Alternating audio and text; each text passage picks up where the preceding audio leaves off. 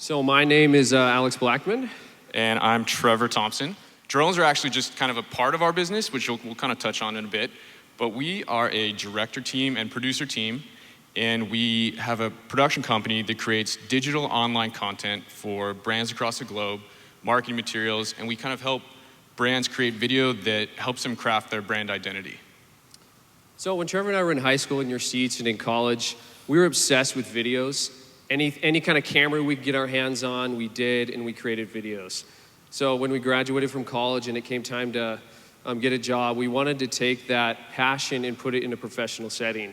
So we got an internship at Fox, and that eventually led to jobs at Fuel TV. Now, Fuel TV doesn't exist anymore, but it was an action sports channel, and it showcased skateboarding, snowboarding, action sports. So it was a really good fit for us because those were our passions. And we had a great time doing it. We traveled around the country, filming, editing segments, comedy stuff, skateboarding stuff, snowboarding stuff, and it was truly a dream company to work for. It really was. It was like we had grown up watching Fuel TV. It was a perfect blending of our hobbies of surfing, skateboarding, all that, and our passion of filmmaking. So it was the dream job. It was the pinnacle. It was what we had really been wanting to do. So we got the job, we started working there. We worked for a show called The Daily Habit, and it was a daily show kind of like a Jimmy Kimmel style. There was a host, celebrity guests, and there was little comedy segments. And we slowly started to realize that even though we were learning a lot, we were having a great time, it might not have been the creative fit that we'd hoped for and the creative freedom that we were looking for. And I'll tell you my turning point and kind of our turning point. We were shooting this segment called Trailer Babes, and it was just really just classy comedy. It was where girls in bikinis would review movies. But by classy, you mean not classy at all, right? Yeah, pretty much. So I remember we both were in the studio. I was standing on a ladder in the middle of the studio, and I was holding 2 bottles of Hershey's chocolate syrup. And I was drizzling the chocolate syrup on the girls below in their bikinis as they reviewed the movies. And, you know, there was moments where you're like, okay, this is kind of fun. But honestly, we didn't agree with the content, and we knew that there had to be something more. This wasn't really the creative passion we'd hoped for. By the way, he did look really good on that ladder, and it was a good skill. Thank you, I appreciate it. But, after a lot of deliberation at the channel, Trevor and I put together a business plan, and we decided to quit our job. And it was a really hard thing to do.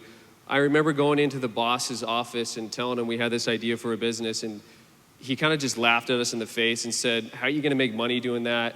Your future's here. And when he said that, we second guessed it, obviously, and we're like, should we do this? But we ended up doing it. And that was mainly because there was a really new market emerging at the time with online digital content. It was completely new. Marketing was changing with videos, and we really wanted to be a part of it.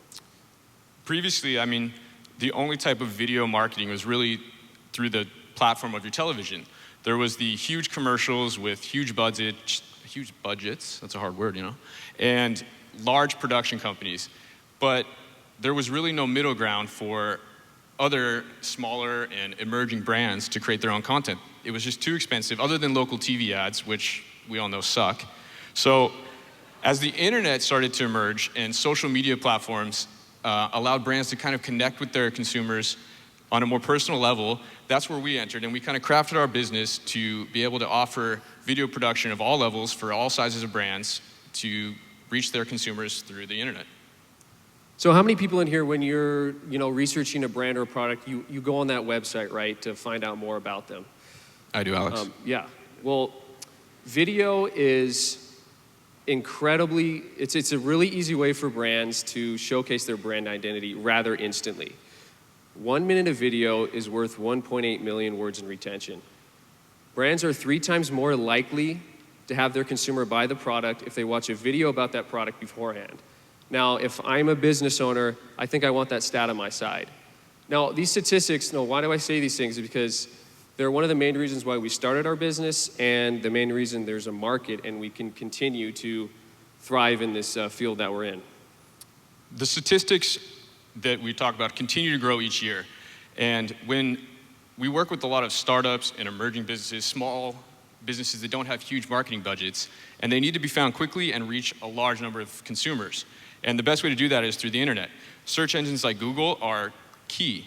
So when you have a video on your website, you're about 58%, I think. Is that correct? Yeah. I think so. 58% more likely to rise to the top of the Google listings, which is huge. So when we implement video onto our clients' websites, that helps them get found, get eyes on their product or their brand, and helps them grow. And these statistics are going to continue to grow as platforms like Instagram roll out video ads and other forms of social media and the internet start to implement video a little bit more. Exactly. So when we started our business, there was content, video content online for brands. It was starting to emerge, but it was, like Trevor said earlier, it was horrible quality. And that is because of camera technology. As you can see up here, this is a film camera. As you guys probably know, there's a film canister on the back. This is how Hollywood has been doing film for years and years. And for so long, it was so hard to attain the film quality look until the digital came in. Once everything started going digital, go back one if you can.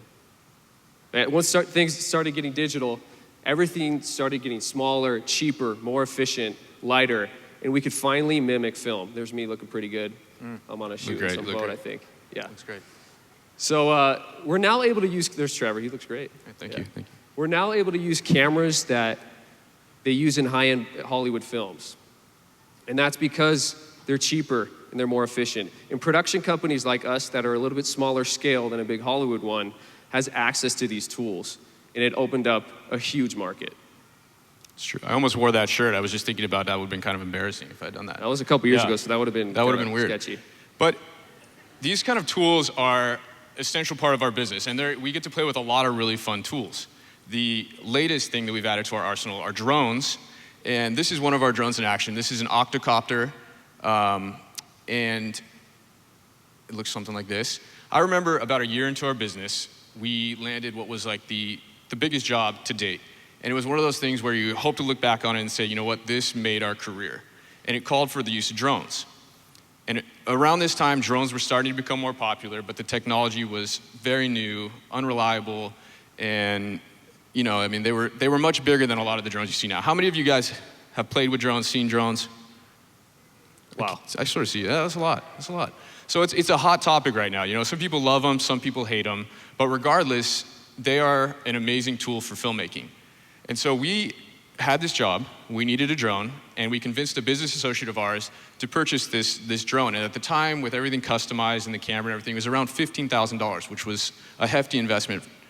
And we were really excited, preparing for the job of our career, and this is what happened. It's a little video.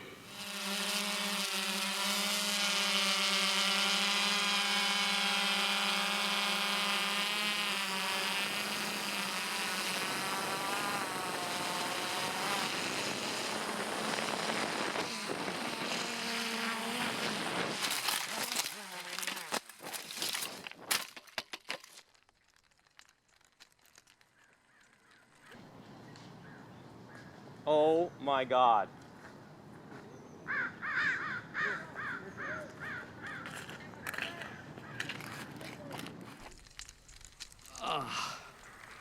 Yeah. Please don't clap for that, please. It hurts. Oh It still God. hurts. Yeah, that was a bummer. Wait 1 second here. Come on, wait for the reaction. I think you missed, it was hard to hear, but he freaked out there.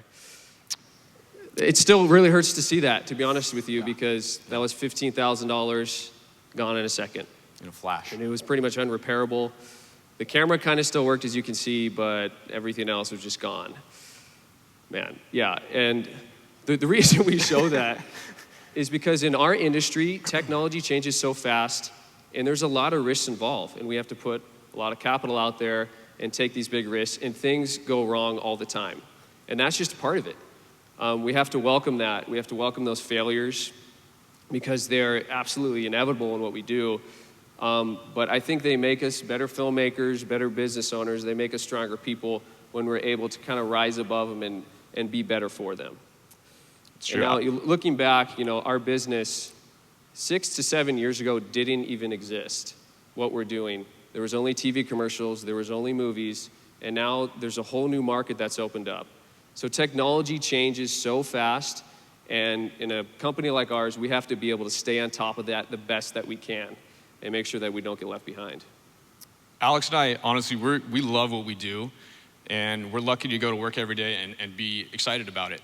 And so we're in these dream jobs, and we had to leave them because we knew we wanted more, and it was a hard thing to do. But we encourage you guys to never get boxed into something that you're not feeling is the right place for you.